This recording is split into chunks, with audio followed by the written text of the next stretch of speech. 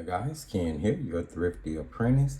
And in today's video guys, we are going to be using our Derwent watercolor pencils in order to do these sort of whimsical silhouette cityscapes. I really wanted to kind of just test out the blendability of the pencils more by doing some sky backgrounds, nighttime, daytime, just to see what I could achieve. I also mixed in a Derwent Inktense black pencil on the Cityscape silhouette itself. So yeah, this is what we're doing. And I wanted to go ahead and get these done because these are going to be the cover for an ephemera video that I have coming up next week. So I needed to go ahead and get the painting done. So without further ado, I am going to be sharing with you guys how I painted these silhouette cityscapes using Derwent watercolor pencils. So let's jump on into these paintings right quick. I took a 9 by 12 piece of 140-pound cold press acid-free watercolor paper. I left it on the pad, but I did mask it off with masking tape in order to create two equal sections. Or well, semi-equal. They weren't exactly the same size. On this left rectangle, I am using Kingfisher blue, ultramarine blue, Persian blue, and black. And on the right side, I am using what was that? Deep cadmium, orange chrome, and lemon cadmium. And of course, these are all Inktense colors. You use whatever colors you have with whatever watercolor pencils you may be using to do this, and it will work. I just happen to be testing these. So now I'm using a number 6 round synthetics golden Taklon brush, and I'm pushing that pigment around. I started from the bottom and I moved all the way up, making sure not to double back down. Once I got it blended side to side, sort of like I wanted it, I grabbed that ultramarine blue and I'm just taking color directly from the lid. And I'm just adding a little bit more saturation to the top because I wanted it to be darker at the top than at the bottom, of course. Now I'm doing the same thing on the right side, but with this, in this case, because that orange chrome is at the top and the bottom, I'm going to blend from the middle up, clean my brush, and then start back in the middle and blend down. You saw me turn the paper around just sort of make it easier for me to blend the bottom. Now I'm grabbing that orange chrome and I'm going in just like I did with that ultramarine, and I'm just adding more color and saturation into the top where I wanted it to be darker. Now for our night scene, we need to add some stars. Here I'm actually using acrylic paint. Now you can use whatever you want: white gel pen, acrylic paint, gouache, bleed proof liquid white, pretty much anything to make your stars. Now it's time to paint in the silhouette of our cityscape. And you can draw whatever shape buildings you want to draw. This is supposed to be fun. You don't have to worry about details, not really, because it is a silhouette, so everything is going to be in black. Now, of course, I'm using the Derwent black pencil or watercolor pencil from the set here initially, and I just used it to sketch out my little cityscape, and then I'm coloring in the entire shape of all the buildings. I'm going to jump over to the night scene and I'm doing the same thing, just making sure not to duplicate or mimic what I had in the day scene, and drew the buildings out a little bit different.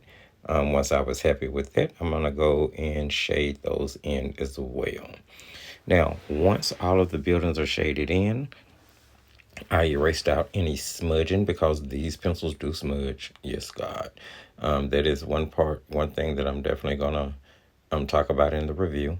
But now I'm just going to go in and liquefy that pigment. And at first I was using that number 6 round that I used to kind of blend the backgrounds, but I switched over to a water brush, mainly because I wanted you guys to see that you can use either or to blend. Water brushes typically have synthetic heads, so they will push the pigment from watercolor pencils around just as much as a golden Taklon will. So I'm just blending the silhouette in. I'm not really worried about it being even and consistent at this point because I knew I was going to put more than one layer on it. At this point, what I'm doing is just simply trying to blend out all of the pigment. Make sure that water has touched it all, and that it is liquefied and the first layer is down. Again, these pencils smudge, so I wanted to make sure that as I work, there was nothing for me to rub my hand through, to carry over anywhere. Now here, it's a little technique. You make a makeshift palette. You just scribble some watercolor pencils out onto a piece of watercolor paper, scrap paper, scratch paper, whatever. And then using a wet brush, you can pick that color up and move it over to the paper. It's pretty much the same technique as you see me using right here, where I'm picking it up from the lid. The difference I find is that picking it up directly from the lid tends to give me more saturated color and just more color than picking it up after scribbling it out on the paper. Now, here's a great idea though. If you want a really quick watercolor palette to take with you on the go without having to lug around paints or pencils, pull out a piece of watercolor paper, put out a set of watercolor pencils, scribble all of the colors that you would use in the painting that you're going to be doing on the go onto that paper in like swatch blocks or circles or whatever shape, cakes, whatever shape you may want to put it in. Do 2 or 3 of those of each color so that you will have enough to work with. Then you can slide that into a Ziploc bag and you can tote that around with you anywhere you go, and you have a little travel makeshift palette. I'll show you guys what I'm talking about one day. I'll do a video on it, but wonderful idea. Okay, so I couldn't get the saturation that I wanted from the regular watercolor pencils. So here I grabbed a Inktense. This is Derwent, excuse me, Inktense. This is a super saturated opaque color from that pencil set. Now the thing about Inktense is that they're just that the ink is very intense. So I knew I would get the color saturation that I wanted. So basically I'm just gonna go in and cover each one of the buildings in the cityscape with that Inktense pencil, just to make sure that it's dark enough, especially in the night scene.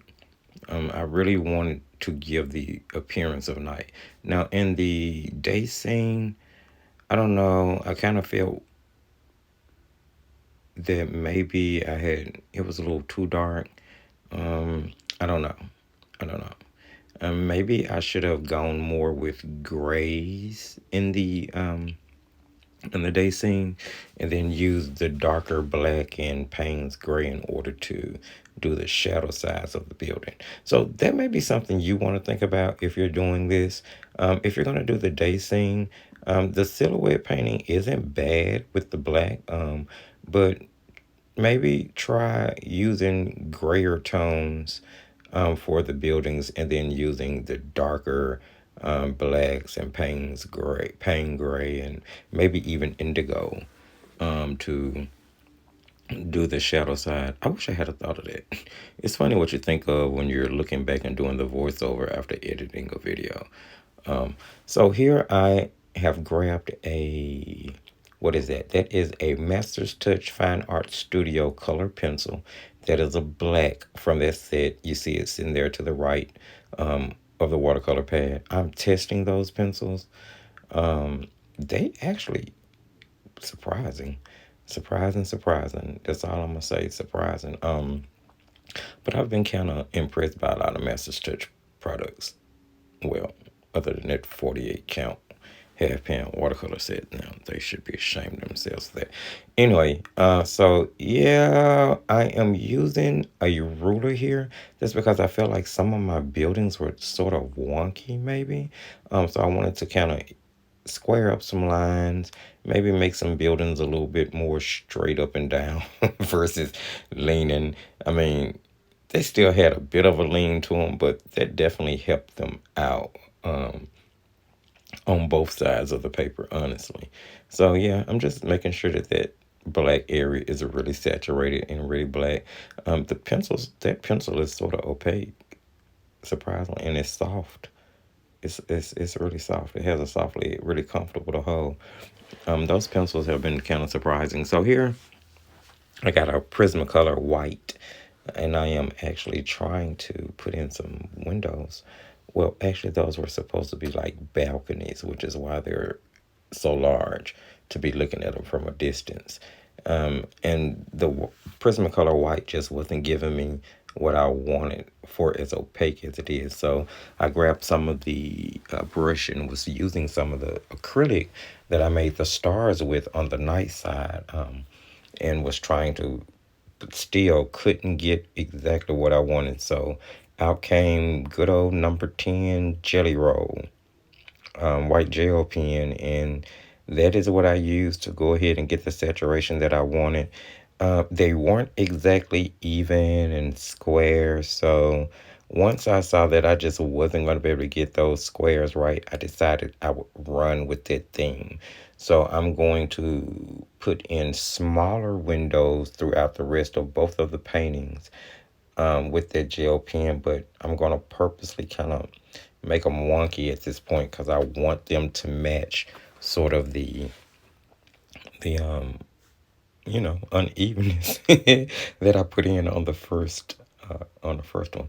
Here I'm throwing in some highlights on the building, like where the light would be bouncing off each one of them, or so I thought. And what I was really doing was hesitating about putting the windows in. At this point, I was kind of thinking that I was going to cut that section of that painting off that I'd already put the white with the balcony doors. And I removed the tape. Then I decided, you know what, I'll go back and I'll put in the windows. And I did, again, purposely kind of off skew some of them. They kind of lean to the side in some cases. Some of them are smaller. Some of them are a little bit bigger. And I did all of that simply because I wanted it to kind of match. And it gave me that whimsy. It gave me that sort of Whimsyville. Whimsyville, kind of off topic for a second, is an idea that I've been thinking about. I want to sort of like a storybook. You guys remember the whimsical mushroom houses, and now we have the whimsical cityscape. I don't know. I'm gonna give that some thought. I've kind of been thinking about doing sort of a comic book storyline around that. We'll see. So here I'm just gonna finish up putting in the windows, and here they're more even and uniform, or should I say more spaced out uniformly. But I still was trying to make some of them bigger than others in order to continue to add to the whimsy of the whole feel of the picture. So la di da, we're just dotting in windows and doors, windows and doors. I do believe that is pretty much all of the painting aspect of this that we're going to be doing. What I'm going to do next is be grabbing some moon stickers at different phases. One is a full moon, more for the day side. One is a counter shadowed moon, more for the night side. Sign it, and that's going to wrap it up, guys. Don't forget to like the video. Give it a thumbs up. Share the video. Remember that sharing is caring. Follow us on all social media sites, or me on all social media sites. Check out the Thrifty Apprentice Facebook group, and remember, as I tell you guys at the end of every single painting that we do, just keep painting and crafting.